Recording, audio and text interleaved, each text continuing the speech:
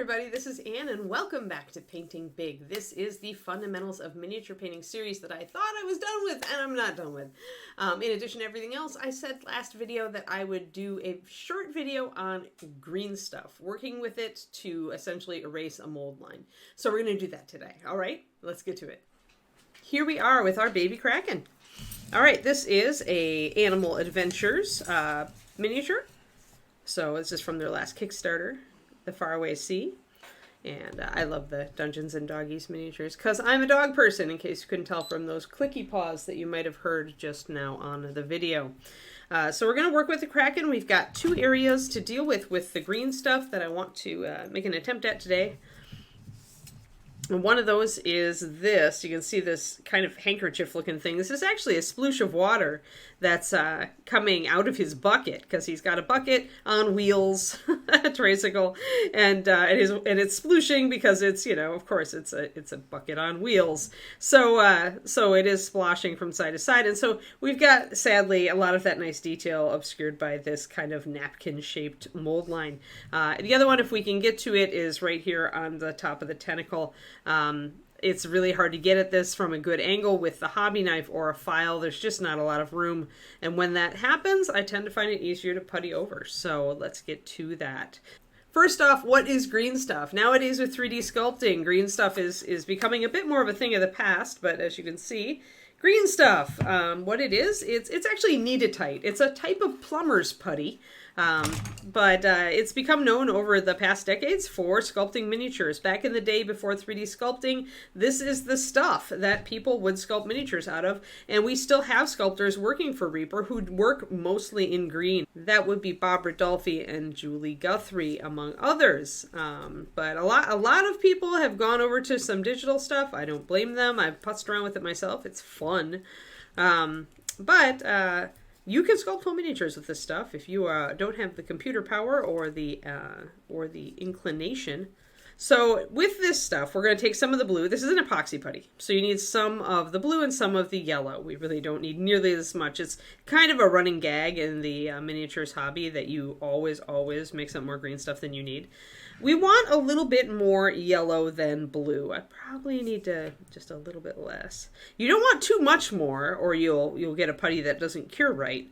But if you're going to be trying to smooth putty work into a model, then you do want to have a little bit more yellow than blue. Essentially, this makes the putty a little bit more smooshy.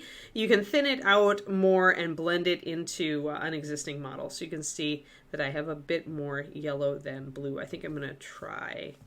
Let me see my gut here. My gut says I need a little less yellow. The yellow piece is thicker than the blue piece, so you got to keep that in mind. This is probably better, more like it. I'm going to go with this. I'm going to try it. So then you proceed to mix this up. Now, a couple things about this. If you're really sensitive to like resins and stuff, your hands may break out from this stuff. I've never had it happen, but I know people who can't handle it without gloves. It is really sticky, so that's, you know, kind of like not optimal, but if that's the case, then that's just the way you've got to go. Just be aware of that.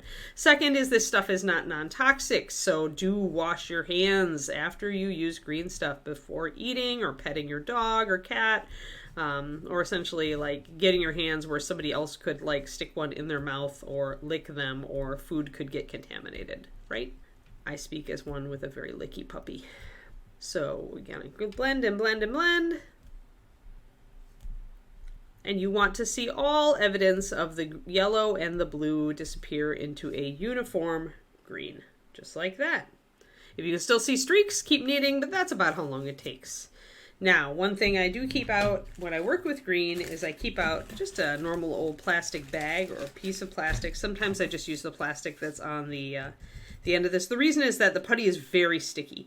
You want the putty to be sticky because you want it to stick to the model when you put it on there to correct stuff. But it's a pain to deal with because it will stick to a lot of stuff and not want to come up. Plastic, sheer plastic, really slippery plastic, is one of the things that it's safe to put these on. So sometimes I use a little Ziploc bag, and sometimes I just use the piece that's on my green. And one more thing I want to say about green: when you buy it, stuff it into the freezer when you're not using it. When you've got this ribbon, the part where the blue and yellow meet is going to start curing. because even though it's not mixed together, it's kind of just mixing together because it's stuck up against itself. So essentially you're going to get chunks that are going to like cure next to these two putties. This is why I am pulling my putty from either side.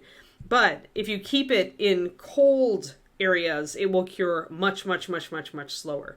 If it's in a warm spot, it cures faster. And this can be used to your advantage if you are putting on a green work and you want it to cure faster so you can get to painting. So if you put it under a warm light bulb for a while, it will cure a little faster, or if you're just naturally in a warmer environment. Last thing I want to mention about working with green is a lot of people find green way too sticky. It does have a learning curve for sure. If you want to make it a little less sticky, you can mix other putties into it. You can mix Fimo or Sculpey or Abe's Epoxy Sculpt or even Milliput. I would use the fine Milliput probably. You only want to do a little bit. I think Julie Guthrie has told me about 1/4 of other putty to 3/4 of the green. Because if you put too much in, it's going to retard the curing process. Those other putties, if you're using like Fimo, obviously that's an oven baked clay. The reason that works is that green actually gives off heat as it cures, and it's just enough chemical heat to actually cure that Fimo when it's mixed in with green. So let's talk about tools. You can use a lot of different tools for this. There are sculpting tools available on the market. Most of those are going to be metal. They look a lot like old dental tools because they are. I like a selection of these. I really like my big fat paddle for when I need to press green stuff down onto something. I tend to work with metal tools in the beginning when I need to squish the green onto a surface, and then I move to softer or smaller tools as I go. So you can find anything from these guys. The other tool I really love is a clay shaper. This is something that I'll go in with. You'll see me go in with it to sculpt a little bit, but also mostly to smooth the putty in because it has a flexible tip. And you can put pressure on it just enough to like smoosh the putty and roll it out really thin. So this is the Taper Point Extra Firm. Definitely get the Extra Firm, which is the black. The other ones, in my experience, are too soft. And the size is 0. Finally, we've got kind of the hardcore end, tools that are actually made by hand. Yes, you can make your own sculpting tools. If you've got like a small anvil or something equivalent, and you've got some brass rod or aluminum rod, and you've got some dowel, plastic or wooden, you can actually create various shapes. This is Tiny Spoon. He's my favorite. I love Tiny Spoon. And then this leaf tool is the one that Julie just made for me the last 2 ReaperCons ago. There's also kind of a hockey stick shaped one that's kind of neat. And then there's just a pokey tool. So you can do this. If you are so inclined, if you are handy, if you have that skill set, you can make your own tools. It's very doable. Today we're going to start with something that's probably, I like my leaf tool. We need a small tool. This one I like because it's slightly curved. I'm going to be able to kind of mash the green down, hopefully. Now, you're going to see, obviously, really right away, this is way too much green stuff. We just want a little bit to disguise that mold line. So just pinch off a tiny bit. And a lot of working with this is a lot like working with clay when you were a kid. You just make a ball or you make a snake, right?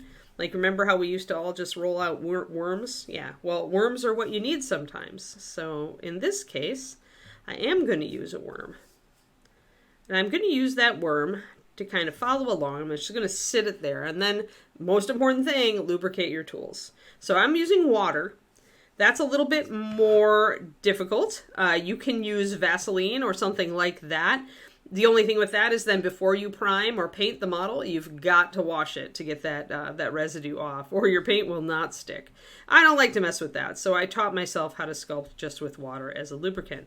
So using my metal tool, this is why I like to start out with a metal tool, is it lets me put pressure,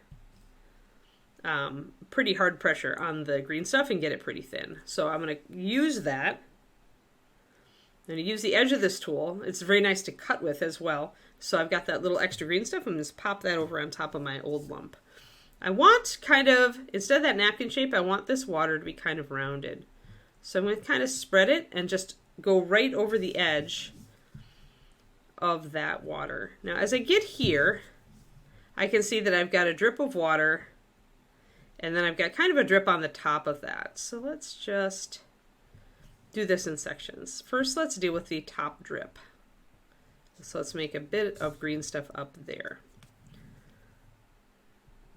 And I'm just gently kind of pulling at it. I want to make that, get that top drip in form and kind of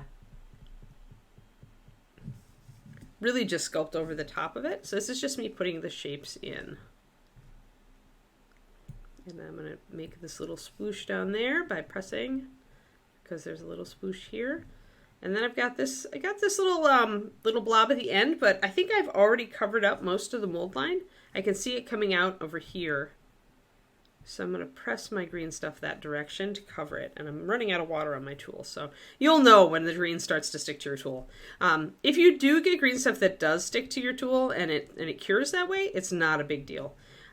You actually just need to take an X-Acto knife and just kind of scrape it along the tool, and you can get all the green off. Green is, the nice thing about green is it doesn't cure super hard. It cures kind of flexible, kind of rubbery. And when you're cleaning up tools, that's actually a nice feature. So I'm just pushing this bead of green just where that bead of water was. Okay, so I've got my general shapes, and I've mostly covered up all that mold line and created that sploosh effect, right? And I'm just using the sploosh right there. I've covered up that entire thing. I would like this to be a little bit more out. So you could use a spoony tool like this to further refine stuff. So here, let's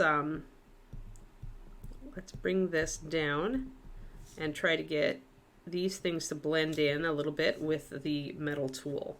So since this is a rounded, it's definitely creating more of a kind of a ripple effect. You saw little threads of green coming up there. You do have to watch out. Sometimes if water gets underneath your green stuff, it won't stick. So that's something where you don't want to flood the area with water. So I'm actually gonna, I said I wanted this kind of slosh and move a little bit, so I'm pushing it out here, and then I'm gonna pull it back, push it back here, to create kind of that undulating, splashing water look, right? So it's not a straight line anymore. I've just pushed a rim of putty over the front of it. So now we need to smooth all this, right? We've got it all done. There it is. It actually looks pretty good, I think. So let's grab, this is when it comes to smoothing, there's nothing like your clay shaper. So again, you want to get it wet. I'm trying to get it super wet again, but this is where I can come in, and if I see any tool marks, like little edges and stuff, I can use the clay shaper to roll over the surface, because this putty is still very soft. Now, while I'm doing this, I can tell you, if you are trying to use putty to do something where you need fine detail, say you're trying to putty in a mold line that's on some hair. And so you're like, I really can't get my knife in there. It really isn't working. I just want to put some putty over that area, kind of flatten it down, right? And then I'm going to just use my knife and make those hair strands, right? So you can do that, absolutely. The thing to remember, though, is if you want fine detail, like those strands of hair, those fine cuts of your knife, if you want those to actually be visible and to stay, wait until the green is cured a little bit. So essentially, when you start out with green like this, it's very good at making general shapes that are very rounded and fluid, which means that for sculpting water, when it's really fresh, it's great. But if you're trying to do something like that, like faces or fine detail, you need to let the green set up a little bit. It's not going to cure hard as a rock right away. It's going to take it a half hour or more. And as the time passes in that half hour, it's going to get more and more firm, and thus it's going to be able to retain detail better. So with hair and things like that, you want to let the putty set up a bit. Using general fluid shapes like this, though, we can do that right from the beginning, as you can see. So there we are. I'm going to push this little globule maybe a little bit more out onto that and make sure that I've got that all set. So we've got our droplets, and I've got kind of my wave here. And the more I run this tool over the surface, you can see the smoother it gets. And if I roll it, that's going to help to spread that putty really thin. So if I like want to do a trough between these two little wavelets, then I'm going to have to probably wait a little bit if I want it to be really firm. If I want it to be more rounded, then I can do it with the putty in the state that it is.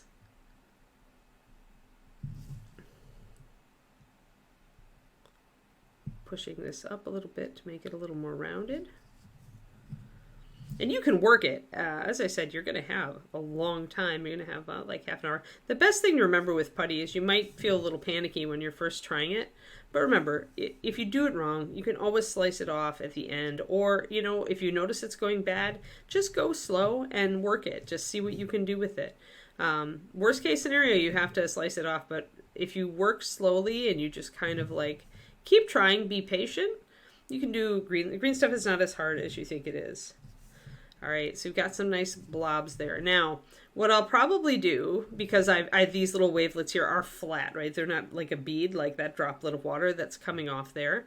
So what I'll do if I want more of a rounded end on some of these little splash bits is I'll actually wait for it to cure, and then I'll use a really thick, like gloss varnish and put beads of it on these guys and draw those back. And that will create more of a surface like I want. Now let's really quick do this tentacle. I'll take some of that green. As you can see, I'm still gonna have almost all my green stuff left.